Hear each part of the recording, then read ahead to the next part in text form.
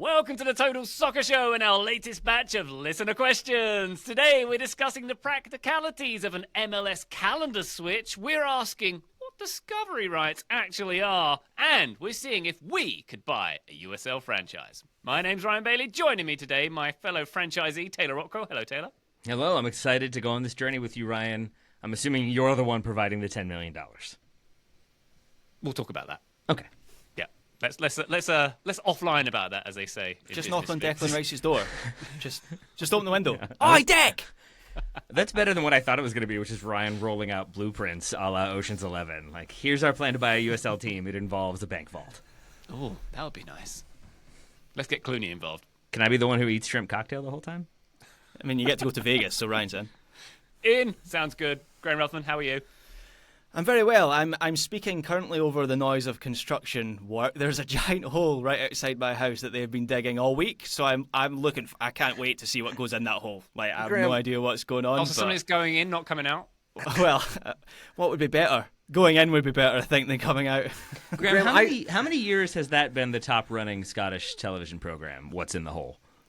Yeah, it's there's podcasts about it. There's YouTube. There's a whole ecosystem around it. It's a companion podcast. Yeah. They speculate on what could be in there. Yeah. I mean, do it. Sorry, Joe. I stepped on your joke to make my joke. All good. I'll take the load, I'll get to the hole before you. That's the song, isn't it? So I'm looking forward to finding out what the whole. Maybe the house came with a free grave. It was quite a morbid thought.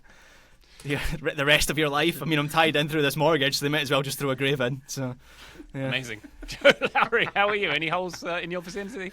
No, not that I know of. Graham, I feel like I try to come to your defense in the Scotland versus England debates that we inevitably have on this show, just because it does feel a bit one-sided. You make it really hard, dude. Like you gotta stop talking about holes. You gotta stop talking about all this noise that you're constantly dealing with. The food discussion maybe should take a little revamp as well. Just, I don't know, just some feedback from a friend. Flip side, I feel like Graham's subtly trying to be like, see how good it is? There's constant development and building. Look how, we're adding a new restaurant. We're adding a new franchise. Oh, we're doing so well. I mean, maybe that's what's going in the hole, a restaurant. Or maybe so. Still zero libraries, though, right? That's the official Glaswegian policy. And zero Glasgow, libraries. yeah. Only in Edinburgh. Yeah. They're not planting any vegetables in the hole. Let's be rest assured of that one. Just watery tomatoes. Yeah. Hole-based infrastructure is unrivaled outside of Glasgow. Wonderful stuff. Patreon.com/Total Soccer Show for all. Hey, there's a video of the hole on there, by the way. I put one up earlier today. Video of Graham's hole. Visit Patreon.com/Total Soccer Show. Phrasing. There's also bonus episodes, including a bonus listener questions coming to the feed this week, and access to our Discord server where all the cool kids are hanging out. Graham, our bonus listener question this week is about curling as well. It's related to curling. So that's maybe they're fun going to for fill you. it up with water, freeze it, have a Bonspiel. More on that later. Bonspiels. Bonspiel, is that a James Bond speech? Is that what? Yeah, Sean Connery specifically, a Bonspiel. Very good indeed. Patreon.com/Total Soccer Show to support us. Thank you very much. And as a reminder, we are on the YouTubes. Come and see us on our channel. Like and subscribe there. Thank you very much. Let's get to our listener questions, shall we? Including this one from Brandon Hunt, who sent this in via our Discord server. On a previous episode, I think it was Joe who mentioned a Women's Club World Cup, is in the works. I think this would be a great opportunity for NWSL to play competitive matches against UEFA sides for ultimate superiority. Could the Women's Club World Cup become more prestigious than the Women's UEFA Champions League? Something that probably wouldn't happen on the men's side. Joe, Women's Club World Cup, any objections to this? Seems like a pretty good idea as a concept. Yeah, I agree. I'm really intrigued by this idea in a way, and I think this is laid out well in the question that I'm not as intrigued about it on the men's side. Granted, I'm just soccer obsessed, and come Inter Miami playing whoever they're playing, Al Ali or whatever it is, I'm going to be watching that game. So I'm broken, but I don't know that I represent the average consumer on that front. The background of all this is that, according to ESPN, FIFA has confirmed that the Women's Club World Cup will launch in 2028. It's supposed to launch in 2026. They moved it back, which maybe means it won't launch until 2030. Who knows? But this is something that is in the works from FIFA. As it currently stands, FIFA's plan is to have this be a 16-team tournament, which would be 13 direct qualifiers across the 6 different confederations, and then 3 more teams via a play-in. it would happen like a World Cup every 4 years. UEFA would have the most places, classic, five spots out of the 16 teams, and then the rest are chopped up a little bit more evenly. Now, I think this has a real potential to be a landmark, or at least like something of a cornerstone moment and competition in women's soccer, which doesn't have as many competitions, first and foremost. And I think this is being gotten at in the question from Brandon.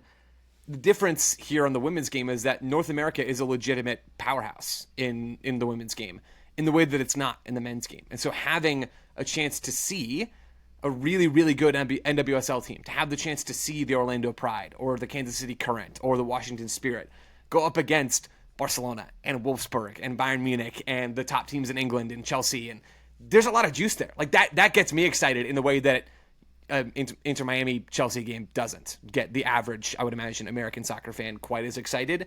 So I think there is something to this. I don't think it would become more prestigious, likely, and that's mostly just because you don't get that same bleed over culture from the men's game, and it doesn't happen as often as the Champions League does.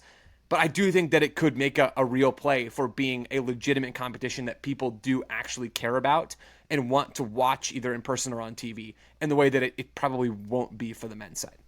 I don't think that this would make it bigger than the Men's Club World Cup, Joe, but would you like it if, as you said, like UEFA get the 5 slots? Would you prefer it more if CONCACAF, which is really just the NWSL, got 4 slots and then it was more of a like America versus Europe essentially approach? Because I feel like that's the age-old question. That's the kind of debate about which one is better, which one is stronger. But I feel like with only 2 plus a play-in spot for CONCACAF, you're getting fewer NWSL teams at that point. So it's maybe just a little bit less of a like billing it as CONCACAF versus Europe, which is maybe not what they want, but I feel like would be a more interesting way to get some viewership. I think those games will certainly be the ones that have the most eyeballs on them. I do think here, like, all the confederations have to have a seat at the table, because I think this could be something, without knowing how the finances work here and generally approaching things FIFA does with a pretty healthy dose of skepticism. Even with those things as the disclaimer, I think if you have everybody with the seat at the table, if you have CAF and CONMEBOL and AFC, if you have everybody at the table, that probably is going to do some good for those teams and those other confederations, and that has real value. Like, women's soccer is still growing. There's still so much work to do.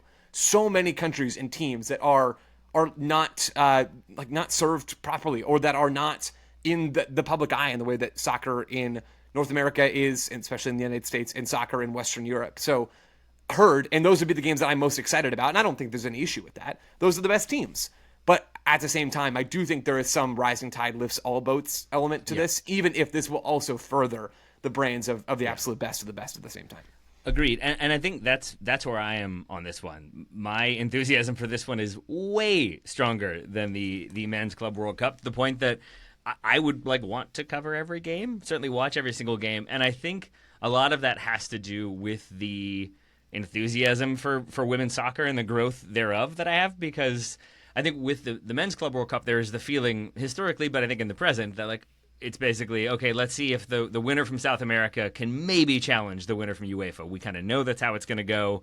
There's upsets occasionally, but it's almost always a European winner in the end. That may well be the case on the women's side, but I think the idea of teams from Asia, teams from South America, teams from Africa sending teams to this competition, it will be an exciting thing. On the AFC, for example, I think the Women's Champions League is presently in their first campaign ever. Like, that is a sizable jump in growth of the women's game. And so to see teams that didn't exist maybe 4 years ago or 5 years ago now playing in this prestigious competition, I think it will be an exciting way to see, what are they up to? How strong are they? Are they developing? Whereas with the men's team, it's just more like, yeah, you guys are doing your best. You're not going to beat Europe, and these teams might not either. But I still think there's an enthusiasm for the growth of the game that brings about more excitement for this competition for me. Yeah, there's a purpose for this competition. I've talked about purpose That's a better way of putting it. with tournaments before, right? I had this issue with Leagues Cup when you've already got the CONCACAF Champions Cup. Like, what is the purpose of Leagues Cup? Here it says, well, that is the purpose. But in a sporting sense, I struggle to answer that question. I don't struggle to answer that question with a Women's Club World Cup. We do not know. My hunch is that Barcelona are the best women's team in the world. Don't know that for a fact, because we don't see them play the best teams in the NWSL. So there'll be a clear purpose to this tournament. I also think this tournament, Joe, what did you say? A 16-team Women's Club World Cup every 4 years, right? Yep. There's also going to be, I can't remember. Sorry, I was maybe deep in my notes. Did you mention the Champions Cup competition, which is going to be a 6-team tournament that happens every year? I say just have the 16-team one every year. Like, FIFA is determined to add more games to the schedule in the men's game. To me, there's a genuine purpose, there's a genuine desire to have this competition every single year. I don't understand why they're pulling back from that, and they're like, we'll only have the big one every 4 years. FIFA also wants to have more political power in the club game. Well, I don't really know if this would be more prestigious than the Women's Champions League, but there's a chance that it could be, particularly if you hold it every single year between these clubs. And this is an area where FIFA could basically take control of the biggest competition in women's soccer at a time when it's growing. So politically, sporting-wise, I'm sure commercially as well, this just makes sense to me. The annual thing would be really, really tricky. I cannot imagine that leagues would be thrilled with that prospect whatsoever, nor can I imagine that teams outside of the true elites would be thrilled, because then you're looking at, and we see this on the men's side right now, they get money, these teams, for participating in the Club World Cup, and undoubtedly the sums would be smaller for the women's champions, the Women's Club World Cup. Nailed it. But the disparity is only going to grow between, let's just stick in the NWSL, between the Orlando Pride and the Chicago Stars. Like, if Orlando every summer is going to play in the Club World Cup and they're trying to go and attract better players, I don't think most stakeholders outside of FIFA are going to let that fly. So I do think the 4-year cadence does fit quite well in this. There's enough competitions across the sport that I don't think it's like absolutely crying if out they're for already more. having this 6-team tournament, right? What, like, is it much? But the difference between 6 and 16, I really do think is significant there. Okay. Maybe I'm overstating it. But just think about how much longer a 16-team tournament Thanks, Ryan, has to for that run. clarification. Let me just check that.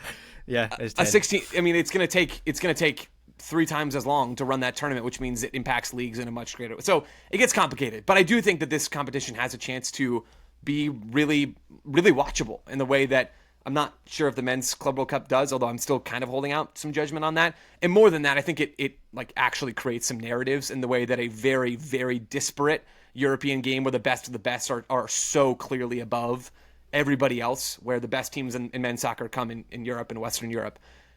The women's game doesn't quite have that same level of disparity, and I think that makes it much more intriguing. Yeah, there you go. Thank you very much, Brandon, for the question. It's odd to be positive about FIFA trying to add another money-spinning competition to the schedule. I think we might need a shower after considering that one. But Brandon, thank you very much indeed for that question. Let's go to Discord Stu, who's come in with this one. How important are aesthetics when thinking about soccer? Joe's getting a lot of love on the question so far. Joe has recently hinted he doesn't think aesthetics are important in soccer, implying winning takes precedence. I don't know if you want to push back against that, Joe, but I'll read the rest of the question. However, Bielsa has famously Push argued back against that winning being more important? I think I'm okay. I think we're good. Okay, all right.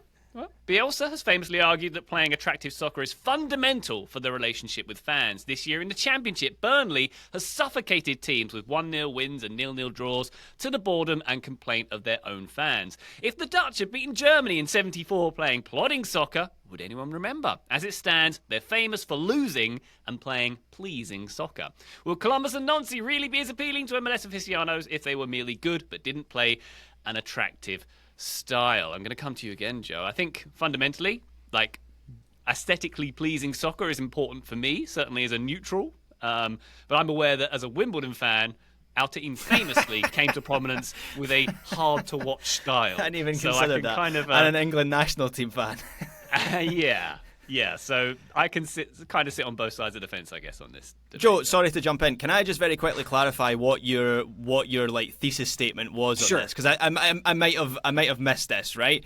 Do you think, clearly I would agree winning is more important, right? Because that's what teams are judged on, is whether you win or lose games. Surely you don't think aesthetics are completely unimportant, right? Because when I think of the teams that you like that, the current PSG team, Wilfred Donce's Columbus Crew, who have you liked in the past? The Ajax team, Barcelona currently. Like, it seems to me that you like attractive teams that play beautiful soccer. Yeah, totally. Like the rest of us. The thesis statement is that aesthetics are not why we praise teams. Aesthetics can be the reasons why we talk about teams. But the Columbus Crew are the one we talk about most, or the one I talk about most for this. I think the thing I stated before is that it's a little bit of a pet peeve of mine when everybody talks about how the Columbus Crew play such pretty soccer, and that's why they're so good. that's not really why they're good. Just because you can build from the back, or just because you try to build from the back, doesn't mean that you're going to win games, right? I don't think we should praise teams solely because they do things that we have deemed to be aesthetically pleasing. That's not what the game is about. It is fundamentally about creating more chances than you allow. And I think with that in mind, there should be this deeper layer to how we analyze teams, which is where this is all coming from. This is like a media narrative pet peeve more than it is anything else. I think it is an interesting discussion, though. Columbus are a great team in MLS, not because they're fun to watch. I think we would all agree on that. Being fun to watch does not mean you're going to be a great team. There might be a correlation there, but one does not cause the other. Being fun to watch does not make you a team that is good at soccer. Them being fun to watch is a byproduct of all the great effective things that they do to create chances and to deny the opposition chances. Now, the interesting thing is, if we're talking about how to build storylines and narratives, playing a more aesthetically pleasing style is going to get people to watch your games more, right? That's part of why we have talked about the Crew more. But the argument I'm trying to make is that is not why the Crew have gone out and done great stuff. Now, I'm going to sort of argue against, I'm not even arguing against myself here, but I am raising a point in favor of aesthetics, even beyond fan relationships. I do think aesthetics are important at the highest levels because the best players want to play with the ball. And so if you're going to want to attract the best players, you're probably going to want to play a style that involves more short passes and more control of games with the ball. There's a reason why pretty much every big team on the planet, minus a couple, do that sort of thing. But yeah, aesthetics don't mean that you're going to win games, I think is all that I'm trying to point out here. There are more things, and you might play a nice style that does feature really smart tactics that mean you're creating better chances than you're allowing. But just because, we all decide to go play a bunch of short passes doesn't mean that we're going to win stuff. I think that's fair. I think that's fair from a more analytical or an analyst standpoint. Where I might push back a little bit is that I think from a fandom standpoint, you can have teams that grind their way to a 1-0 win, and I think supporters get really tired of it fairly quickly. I think that happened at Chelsea with Mourinho, where at first it's like, we're winning everything. This is awesome. But like, sorry is maybe the better example of that at Chelsea, where it's sort of like, yeah, but this is dull. I don't want to win every game 1-0. Even if it replaces the inconsistency of a more aesthetically appealing team that might win 4-3, but also might lose 3-2. Like, once you get the kind of boredom and predictable nature of a more sort of like defensively rigid, like not very fun, but bunkering that wins team, like I think teams or like supporters will get tired of that. And maybe another example of where like prioritizing straight winning over the aesthetics or the eye test would be Manchester United renewing or sticking with Erik ten Hag after winning the FA Cup. It's like, well, they won silverware. I guess we kind of got to roll with it, even though if it doesn't look like it's working. And I think that is maybe the thing that I would kind of like tweak with this question, because I think aesthetics can be a different sort of thing depending on what you're looking for. For me, it's about collective spirit, maybe, or collective buy-in, because a club like Atletico Madrid, I would say, do not play aesthetically appealing football, but they are so fun to watch when they are at home in a Champions League game where every tackle, every clearance out of bounds is greeted as though it was a goal. The kind of collective buy-in of this approach of the way we're going to play and everybody's on board from the players to the supporters can make it a really enjoyable experience. But when you see teams try to do that and there isn't that sort of buy-in, but instead there's kind of a tepid response from supporters and a few players aren't really doing it, that's where it ceases to be entertaining and it looks just more so like a team trying to defend and not being particularly good at it. So I think beautiful like one-touch sequences for a goal can be as aesthetically pleasing, or oftentimes are as aesthetically pleasing as like clearing a ball out of bounds in the 92nd minute. But I think both have appeal when you see that spirit and that kind of tenacity to it. Beauty is in the eye of the beholder, right? So I think of Atletico Madrid. By a lot of people's usual metrics, they are an unattractive team to watch. But they have a real connection with their fans because of the work ethic, the level of commitment that Simeone instills into those players. So I do think fans need something to tap into, but that can look a lot of different ways, right? Like aesthetically pleasing football, I think instinctively people think short passes, quick movements, like bangers into the top corners, dribbly boys. But I also enjoy, I mean, actually, this is maybe going to paint me as a proper football man, or maybe just a British football fan. My favourite type of football is quick counter-attacking football, where you go from one end of the pitch to the other in like 5 to 6 seconds. That's my favourite kind of goal. I want to support that team that can do that repeatedly. which is what I want for Scotland. We've yet to reach that level. We've done it a few times. We did it against Spain twice. But yeah, it's in the eye of the beholder, isn't it? Yeah, I think that's actually I think I'd probably disagree with that. I was gonna try. I mean, how can you disagree with that? How can you disagree? You just said, Graham, like that you disagree basically with that being my favourite type of football. Like I don't see how you can. I can't disagree with that specific that. point. I think you brush past in what you said there, Graham, this idea that naturally we're all pretty much predisposed to wanting to watch pretty short passes. I think that is true. Like that I believe, and I guess that's why I'm sort of disagreeing with you. I think beauty is in the eye of the beholder in a very specific individual sense. As a collective soccer watching society, we've decided what is fun to watch. Like I don't think there is not 51% of people on the planet. Madrid? How do you account for Atletico Madrid in that sense, where Diego Simeone is like the safest man? Well, there was a little point at the start of this season, but broadly speaking, the safest manager in European football. You've got a club that is completely moulded around them, and as I say, they go against the grain of what you just described as like the zeitgeist. The thing that I'm leading to, and I think you're sort of making my case for me, Graham, is that when you are a fan going to games, when you are a diehard fan of a team, you know what's better than playing what we've all decided is aesthetically pleasing soccer? Winning. And this is where I sort of disagree with some of what you said, Taylor, is I think every single fan on the planet would take a 23-game winning streak where every game is a 1-goal game and it is 1-0 or 2-1 over a up and down. We played pretty ball, but we were losing every other game. Or even we like history is made by winning stuff. And there is something that is so attractive about winning over and over and over again.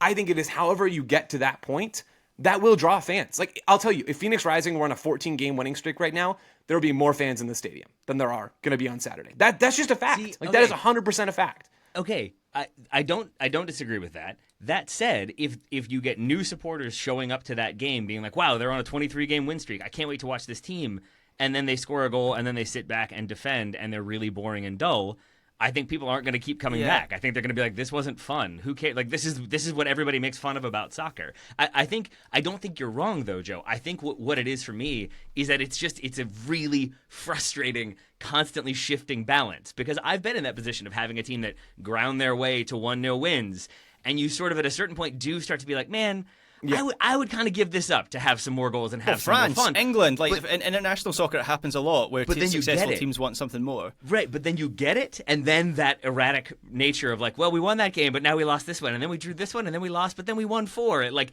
I would take predictability, man. I would take one. It's a really cycle is just for sure. This weird balance that's very annoying in many different ways. Sorry, Graham, I want to let you go. I just want to be clear. I totally agree with the premise of this question from Stu. Like, aesthetics, I think, are important, Taylor, to what you're saying. If you're not tapped in, if you're not providing a product that fans want to watch, that's a problem. Totally agree with that.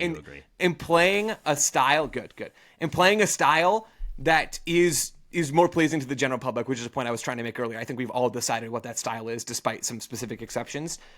Doing that is going to be helpful. But if you do that and you're horrible at it, I'm not going to give you credit for that. If you do it and you're great at it, yeah, you're probably going to get credit because you are fundamentally great at the things that make a great soccer team, which is creating better chances than you're allowing.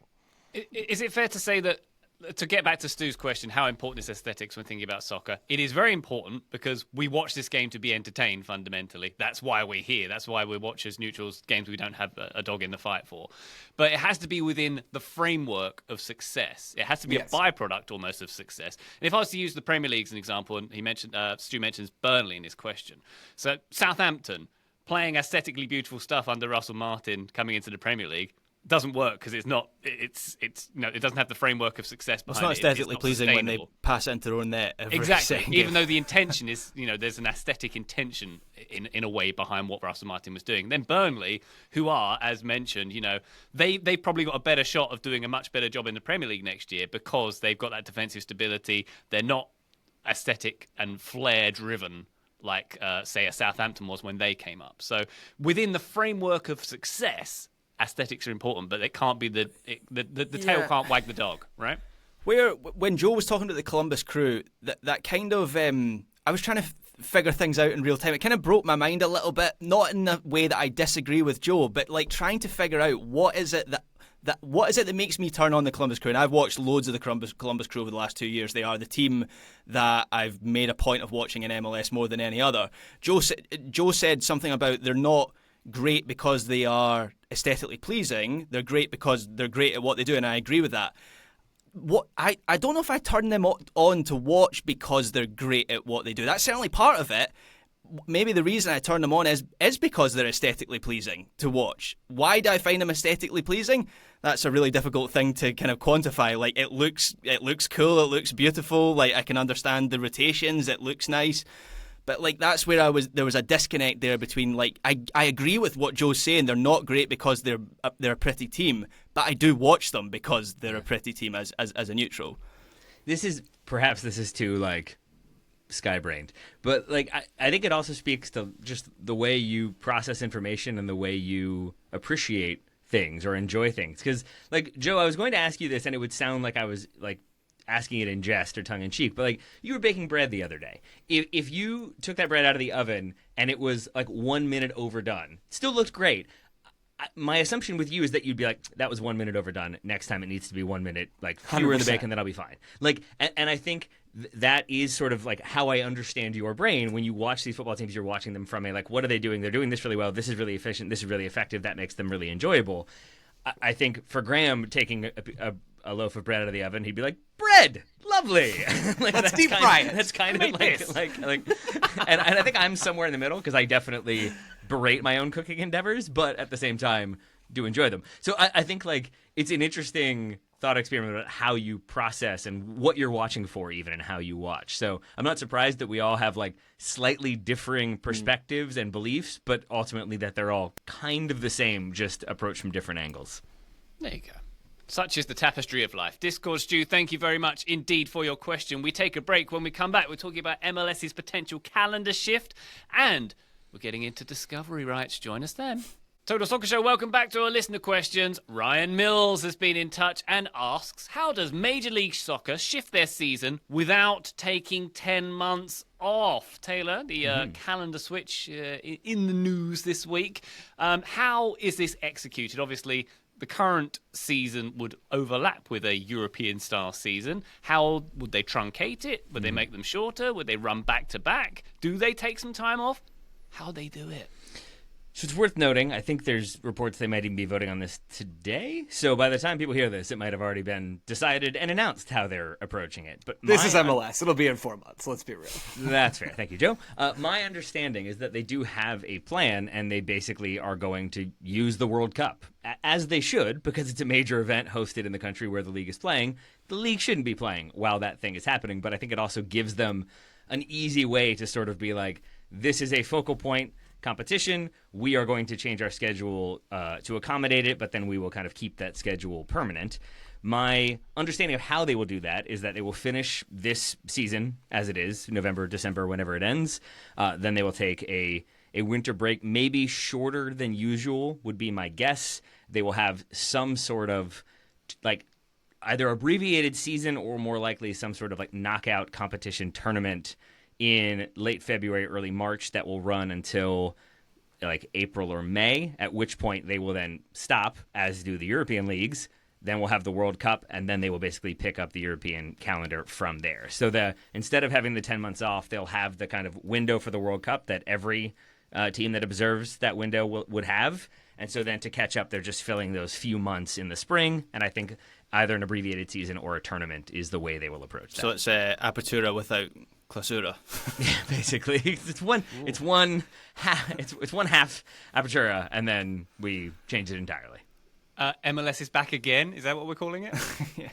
Yeah, I mean, and with that in mind, I also wouldn't be surprised, given that you'd be having that tournament in February or March, if they did it in either like NCAA style and like specific regions playing, and so you have like different competitions, like 4 teams playing in one area, 4 teams playing in another, or if they were all in one warm weather situation where they can kind of make that more We're going simple. back to Disney World.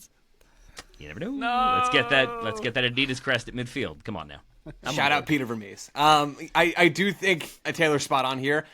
I'll just be clear. Yeah, we're recording this on the day that MLS's Board of Governors meeting is happening in Chicago.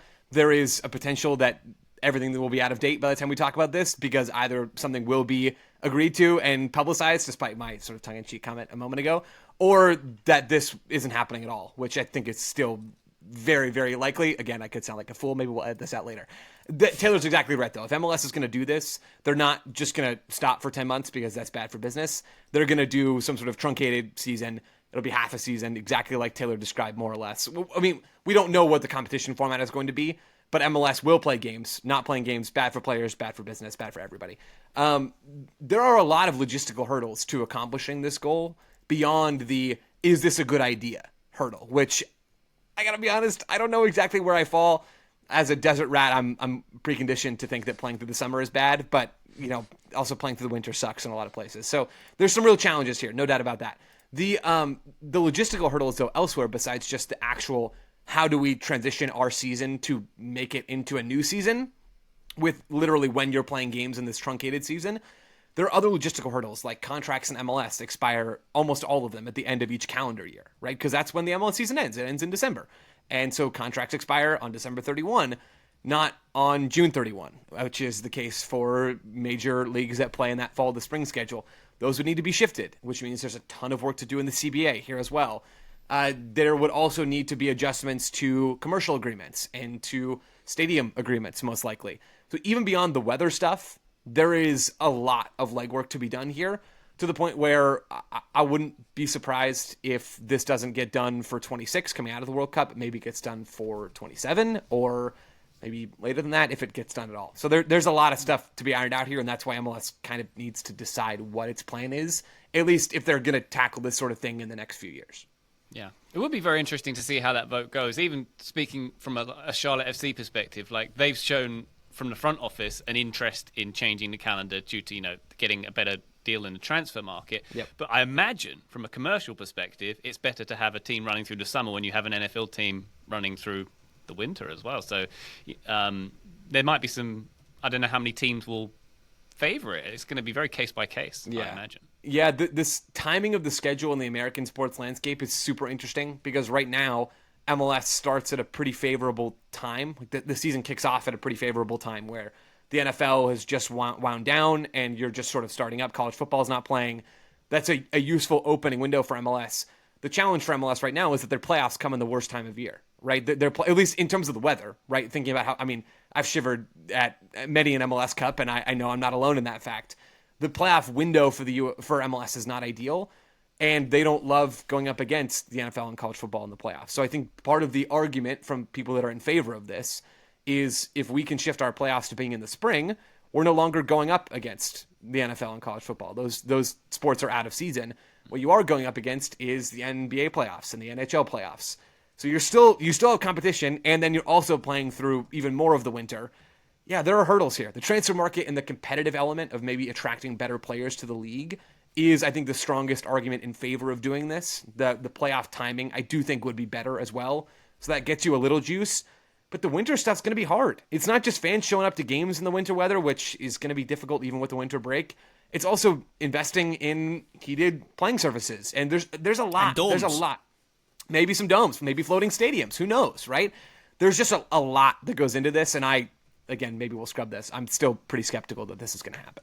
Yeah, there's no doubt it would be awkward. I'm on board with the schedule change purely because of the impact of the international windows that those windows have on the league, which frankly I think is a farce every single time it comes round and is at odds with MLS trying to position itself as a global league, and it's successfully doing that. And you have 90 players or something ridiculous the last window where we're away, and I just think it makes a farce of the whole league in those windows. So that for me, I accept the transfer window for front offices, that would be the big appeal. But for me as a fan, I think having MLS aligned with the FIFA schedule would be the biggest benefit. All right. We'll see how that one pans out. Ryan Mills, thank you very much for your question. Here's one from Luke B via our Discord. How does Inter Miami, a team that wasn't approved as an expansion team until 2018, have the discovery rights to Kevin De Bruyne, a player who won Bundesliga Player of the Year in 2015? Did Beckham call dibs while with the Galaxy? Taylor, a slightly tongue-in-cheek way of asking, what are them discovery rights and why are they still a thing? So I didn't really have a lot of answers, or the answers I did have immediately led to more questions that I did not feel like a quick Google search was going to tell me. So I asked Paul Tenorio, and his text back was, Discovery is just an old, stupid term for the first right to negotiate with a player. It isn't about actually finding that player. And his second message was, Discovery lists reset at the end of every season, and teams can adjust lists at any time. De Bruyne used to be on San Diego's Discovery list, then he wasn't, and now Miami is first in line for him. I then asked Paul a series of questions, and he rightfully did not respond to them, but Jeff Reuter did. And so Jeff helped me understand that basically teams have to show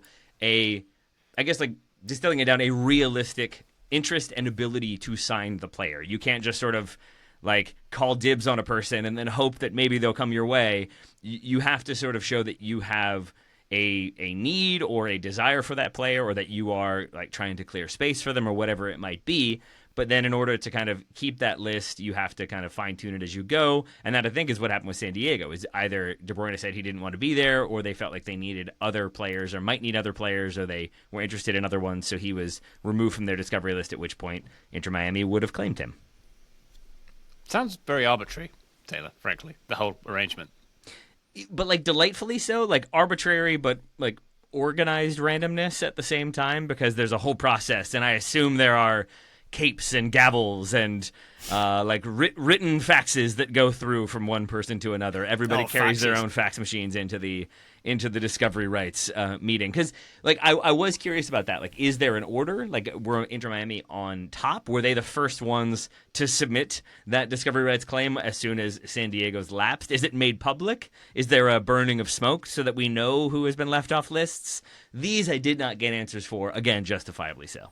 Yeah, there's a good piece by Pablo Maurer for The Athletic on Discovery rights today. I read that as my research, and I knew about the purpose of them, which is basically to stop clubs bidding against each other. We've spoken about this on the MLS show this week, didn't we? Mm-hmm. To stop clubs bidding against each other, single entity leagues, also also to give some of the smaller market teams the chance to sign some big names. There was a lot of stuff in that article, Pablo's article, that I didn't know, which was that if two clubs have the same player on their list and they both want to sign them, and MLS has decided that both players fencing. No, it comes down to which club listed them earlier, and if they list them on the same day, it comes down to which team has the lower points per game average, which I didn't know that. I love find MLS that so quite much. interesting. Yeah, and also a playoff between the teams for it. I would have been up for that. Club World Cup style. Yeah, Club World Cup's doing it, so why not? Kevin De Let's have a Bruyne on the showdown line. for Kevin De Bruyne. Yeah. Ryan, what's the right for basketball? De Bruyne to maybe turn you down on the line in this playoff. Ryan, what's the basketball tiebreaker that you've seamlessly brought out before? Alternate sack races on Sundays. There it is. Sack races on alternate Sundays, I should say. That's what I keep waiting for from MLS. Is and then there's the coin flip, but not any coin flip. There must be a coin flip to determine the coin that is then flipped. I love the order and procedure to all of this. Yeah, and Pablo's article also had, Taylor, you mentioned De Bruyne, maybe MLS deciding, or you mentioned that MLS has the right to decide if a club doesn't have the finances. That happened with Zlatan and the Philadelphia Union. MLS were like, nah. Zlatan was like, nah. And I don't even think Pablo's article says that they didn't even get any money for the Discovery rights. They just gave LA Galaxy Zlatan. So this is, to Ryan's point, it does feel all very arbitrary and a little bit farcical. I understand why they exist, but I've said this before, I think one of the things MLS misses out on compared to other leagues is just transfer gossip. And look, it's getting better on that front. Tommy Scoops is testament to that. I think the new cash for trades mechanism has made a difference as well. But I think having MLS teams bidding against each other at this point, where it doesn't feel like a team would sink itself by doing that, it feels like MLS is at a more mature point in its development now, I think would be a good thing to have that chat and that gossip. I truly think that that is the secondary reason why this exists. I really think the primary reason is probably because small market owners are like, this isn't going to be fair. We're never going to get Zlatan. Zlatan isn't going to go to but a few different cities. And so at the very least, if you have him on your Discovery list, you're then going to get some TAM. You're going to get some level of financial remuneration. And that is my assumption, that owners were like, okay, we'll agree to it if we're getting some amount of money, if there's a way for us to somehow benefit from this, because otherwise we're not going to. And I think until small market owners feel like they have more leverage or are more capable of bringing in those types of names, I have a feeling it will continue to exist. It feels to me like, when you go to a restaurant and it's oversubscribed, you're waiting for a table, they give you that little black box which has red lights on it and it vibrates when your table's ready.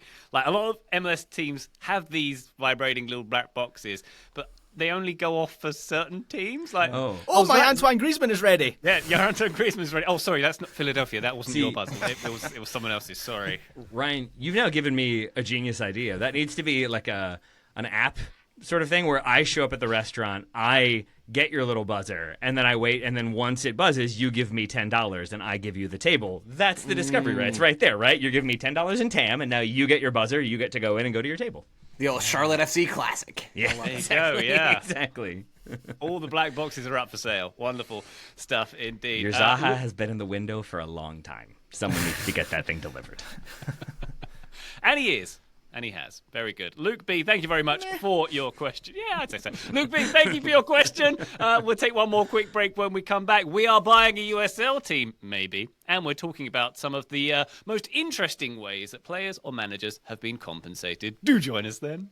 Total Soccer Show, welcome back to our listener questions. GB Heron has been in touch and asks, would it be possible for a fan-owned franchise to join USL League One? Would USL allow this? If not, treat this as a hypothetical. If shares were sold and $10 million was raised, would this be enough to pay the expansion fees and field a respectable League One team? Please and thank you, says GB Heron. What do we think, Taylor? Let's get the 10 mil. I'll go knock on Declan Rice's door and see if we can get TSS United going. What's stopping us? I mean, nothing at that point because you have $10 million from one individual owner. I don't know if that makes them fan-owned, though. That's kind of the problem. I guess if Declan Rice is a fan, then they technically are. Yeah, perfect. Declan Rice is famously an AFC Wimbledon fan. We're a fan-owned team, hence ergo, therefore, it works. Yes, that is what Declan Rice is famous for. From what I understand, you have to have one owner with a controlling interest who has $10 million or more. That is the USSF rule. So there has to be one rich person, essentially, in the room. I think they have to own 35% or more and then have that controlling interest. So I guess then that does mean the other 65% could be fan-owned. But even there, I think you still have to have that one financial backer so that the league knows that you're going to stay in existence and be able to financially compete. I did ask Ira Jersey, who was on the show earlier this week, for his thoughts on this one, knowing that the answer would be basically no. But to the hypothetical thought experiment, he said that he felt like for $5 million, you would basically have like $3 million focused on operating expenses. And if you're stingy, that could include facility costs. So you could then, I think he said for like between 5 and 10, have a functioning team in USL League One. But that removes the aspect of like where are they going to play and all of the things that you have to then be an officially licensed league, like field boards and training facilities and facility itself and all that good stuff. And that is going to run you a much bigger cost. But I think for like a squad alone and assuming the minimum staff you would need to make that functional and to hit league mandates, he was saying I think 5 to 10 could get you there. The bit I don't understand is the one individual having to put the money up. Like, we see American companies or, holding companies all the time buy European teams. We see fan-owned teams all around the world. Yeah, because America does stuff right. Well, not in the terms of USL as team assignment, clearly, because it's what? Yeah, if that's right, I'm okay being wrong. Like, I don't quite get the objection to having a group of people. Like, I mean, doesn't a group of people go into Miami, for example? Yeah, but they all have way more money than $10 million. Yeah, I mean, we all know the Catholic Church is famously run by the popes. It's a collection of popes who come together to make those collective decisions. I mean, I think that is roughly it, is that there's a feeling that if we have a bunch of different... Conclave 2, there's a sequel. The conclavening, yeah. Didn't like the ending of the first one. There is a sequel every so often, to be fair. Every now and then. Not another White Smoke reference? Anyway, I think... that is largely the idea, is that if you have a collective group, they're maybe not going to make decisions as effectively, or you're not maybe going to have that one voice that is going to be able to make sure that stuff gets done. And I think a lot of it truly is just a fear of what has happened in the past, looking at NASL specifically, where you have teams kind of launch and then fall by the wayside somewhat quickly to very quickly. I think there is a fear that we have too many teams joining. We have too many individuals who then maybe somebody doesn't have the money. Somebody hits hard times. Somebody had it all in a 401k that no longer does, and now they've got to figure out ways to exist. Maybe suddenly that team isn't as financially solvent, and if you have 3 or 4 teams kind of fail all at once, not a great look for the league. And so I think there's still that fear of impermanence about soccer in America that means that leagues want to ensure that they are going to have one person who cares. I know that we've debated that idea in the past, if that one individual caring is the way forward, but I think it's why they do it the way they do it now. Yeah. In the pro league standards, which is where this rule about the $10 million owner having at least 35% stake in a Division III men's outdoor league team, U.S. Soccer is pretty justifiably concerned about teams going bust, right? Like, I don't think it's too hard to make the connection, as you're saying there, Taylor. They want to make sure that somebody's got the money to go out there and do stuff. And I think that's pretty reasonable in a country where the soccer culture is very, very young. Is that not at odds, though, with, like... So, Stirling Albion have previously had a single, like, rich owner, and they almost spent themselves into oblivion, and now we're fan-owned, and I would say, look, that's put a ceiling on our ambition of how well we can do, but what we've got the benefit out of that is, I would say, we're more secure. Like, the club's not going to disappear at any moment. So I don't know whether I agree with that, because all it takes is like one owner to lose interest, or them to get a big tax bill, or like fans want to force out an owner. We've seen that in Portland, we've seen it in RSL. Like, if you have a larger group of people fan owned, like, you don't have that concern. So I don't know whether I agree with that. I do wonder if some of it is like cultural background combined with who's running the leagues, because I think, generally speaking, from an American sports perspective, but maybe an American society perspective in general, a large group of people coming together to make collective decisions is oftentimes a cause for concern. And so I think if you are the ownership groups of USL, or if you are the board of USL, you want to deal with maybe like individuals who can all come together and will kind of vote for the perceived good of the league. Whereas I think if you have fan-owned groups, there's going to be a lot of, worrying about, should we vote on this? Should this be allowed? How should we feel about this one? And I think, I'm not saying that's right, but I think that leagues want to be able to kind of streamline the governance as much as they can to make sure that decisions happen quickly and to make sure that the league can grow effectively or efficiently, again, from their perspective. And I think there is kind of a hesitation to let fan-owned clubs do their thing for a fear that they become unruly or they kind of don't vote the way they need them to vote. Again, not saying that's good, but I do think that does inform some of the way leagues tend to operate. Yeah. So, I mean, saying we're not getting a TSS United team. Well, the point I was going to make was that unions are good and busting them is not. $10 million is also a lot to raise as a particularly if you're starting from a standing start and you're in USL League One team like Stirling Albion. Look, we're a small club. We raised $500,000 to save ourselves and become fan owned, and that wasn't easy. That took like 6 months to do that. Our average crowd is about 1,000 per game. You look at USL League One, the average is 2,500 fans per game. So, like, you do some quick maths. Maybe we're just stingy, but like that works out at 1.25 million. Wimbledon, I think, had the largest fan fundraiser certainly at the time, Ryan, in British football history. Yep. £5 million for the stadium. Yep. Still less than $10 million. So, like, raising that level of money is really difficult. I think Hearts are the biggest fan-owned club in the UK, and the money that they raised to buy the club was $2.5 million, and it took them like 3 years to do that. And that's a club that gets 20,000 fans at home games. So again, maybe Scottish fans are just stingy, but $10 million is a lot of money to raise. Particularly, as I say, this club has no history. They've not got any fan base. Like, who's stumping up that cash? I mean, but if you are, like, I think Ira made this point on the show, like, real estate in New Jersey is not cheap. And so, like, you might be able to launch, this is shots fired at Iowa, I guess, but like, Iowa, I imagine you can find flat land that is easier to grade for much cheaper than you can in New Jersey or New York or Los Angeles. So I think there is kind of that consideration. Yes, there are areas where you probably could do it cheaper and build a stadium for reduced costs, but I think there are definitely areas where it would cost even more than the 10 or 20 or whatever million it would be. All right. GB Heron, thank you very much indeed for your question. One final one for this here episode from Richard Gaines. What are some of the most ridiculous, rumoured or confirmed ways that a player or manager has been compensated? Let's see. I've got a few here that I found. Kenny Morgans. I don't know if any of you guys found this guy who signed to Newport County from Manchester United in the 1960s in return for a team bus. A team bus Sure. Man United got for his signature there. Wait, Man United got that, or he got that? Man United got that. Okay, gotcha. In return for his sale. I suppose that's not that's technically a team. Being Yeah, it's like a compensated transfer rather fee. than So a there's player like or a things like manager. Ian Wright was bought by who was it, Crystal Palace from Greenwich for like a set of weights or something. Yeah. Like you Yeah, hear there's a about bunch things of like that. I struggle to come up with examples of this Agreed. because I think not to be like boring and legalese about it, but player unions are probably going to look down on people being paid by things that are not money, like legal tender.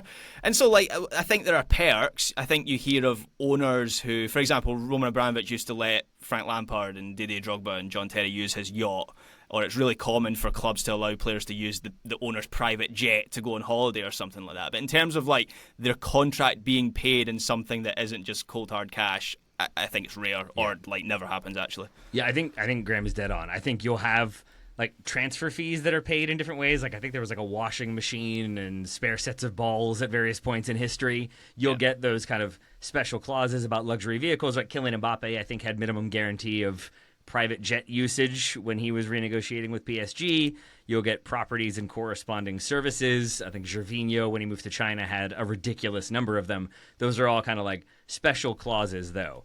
I think where there is maybe a little bit of flexibility is with crypto. That seems to be a thing that at various points has been more appealing. So Messi, when he signs with PSG in 2021, part of his compensation, I believe, is like PSG fan tokens. Luis Suarez at Gremio, Alexandra at Juve also, I believe, taking. Bet they're worth so much now. Yeah, That's the that'd be thing. great. Yeah, I think they all. So they've done that to some extent. The only other one, which is definitely a bonus, but as I understand it, was like part of his contract negotiation, was Gigi Donnarumma insisting that Milan sign his brother. That seemed to be part of his compensation, was that his brother also gets paid. So maybe that qualifies, but maybe not quite to the way Richard is hoping for. Yeah. Can we add in maybe some of the deals that MLS has done, maybe with Messi in terms of pieces of percentages of things? Maybe David Beckham getting the promise of a franchise. Was it 25 million he only had to pay for his? Zlatan getting, we spoke about this earlier in the week, right? Nice little Zlatan gift getting bag. a bit of Hammerby for joining the Galaxy. Yeah, MLS is great at these kinds of things. Like they're the worldwide leader. This is what Don Garber means when he says league of choice, right? Going out there and doing things like this. Yeah, ownership stakes being involved for MLS recruiting high level players has been a theme at least 3 times, right? Beckham, Zlatan, not with an MLS club, and Messi getting a chunk of Inter Miami. Messi also getting a chunk, I believe, of the like Adidas revenue and a chunk of the MLS season pass revenue. Like, yeah, that's got to be high up that list of creative contracts for sure. Do you think he gets notifications for that, Messi? Oh, another person's watching Ted Lasso. Cha-ching, cha-ching. Yeah. He just has his dog, sort No. of scroll through for him. I don't think that happens. Because nobody's watching Ted Lasso? We're all aware of the Serbian club FK Mladost Apatin, of course. In the Next week's soccer 2000s. dispatch Dons. subject, obviously. Yeah, exactly. Yeah, their feature is coming very soon. The internet tells me in the 2000s, the early 2000s, they signed a player called Zatara. Part of the agreement, they gave his father a tractor to help on the family farm.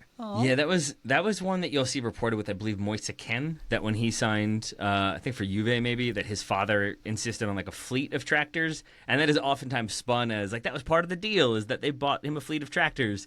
And then you like click the citation for that one and read the story, and it's actually his father demanded it to be able for like the club to be able to talk to Moise Ken, and then Ken, I think, had to hire independent people to do his negotiations for him, and the father was cut out of that deal. So that feels more so like blackmail than it feels like anything else, or like, I don't know, bargaining that shouldn't have had to happen in the first place. Yeah, a little bit. I mean, there's the Gascoigne negotiation with Ferguson, right? I'm trying to think where that was. Was it the Ferguson documentary? I'm sure it's Ferguson that's telling the story, so it's a little bit one-sided. But basically, he's telling the story of how Man United wanted Paul Gascoigne, Tottenham wanted Paul Gascoigne, and basically he was playing them off each other. And so he would go on the phone to Tottenham, and Tottenham would say, "Okay, we'll get you a house." And then he'd go back to Manchester United and say, "Tottenham are giving me a house. What are you going to give me?" "Okay, we'll give you a house and a car." Then he'd go back to Tottenham. I think by the end he had a house, a sports car, a golf club membership. So he did not. Just for I his can't friends, imagine. right? It was for all Yeah, his of course. friends he's getting this stuff as well. Yeah, so Spurs eventually got the deal done. I don't think that did anything for Gaz's career. Maybe he should have gone with a Man United offer, but yeah, that sort of thing does happen. Maybe not so much now, but it certainly happened back in the day. Yeah, you never know. And they're talking about players' fathers negotiating things. We might need the fire truck of lawyers if we're going to talk about Neymar's father and what he's asked for over the years. Yeah. Yeah. Okay. Yeah, We just should more probably find fan that one tokens. It would be weird Yeah. if he put illegal payments into the contract. That might not be the best way of. It's the equivalent of taking notes on a criminal conspiracy. I think maybe don't go that route. Solid advice. All right. Richard Gaines, thank you very much indeed for your question there. Thank you to everyone who submitted one. You can do so at totalsoccershow.com/questions, or you can go to our bonus section of the internet, patreon.com/totalsoccershow, access our Discord, have a chat with us in there, and leave us a listener question in there too. But for now, from Taylor Rockwell, thank you very much indeed, sir. Thank you very much indeed, sir, my friend. Thank you very much, Graham Ruthven. Thank you, Ryan Bailey. And Joe Lowry, a pleasure as always, my good man. Thank you, sir. Pleasure was all mine, Ryan. Listener, thank you very much for joining us on this episode. As always, you have yourself a wonderful weekend. We'll be back on the feed very shortly, but for now, bye.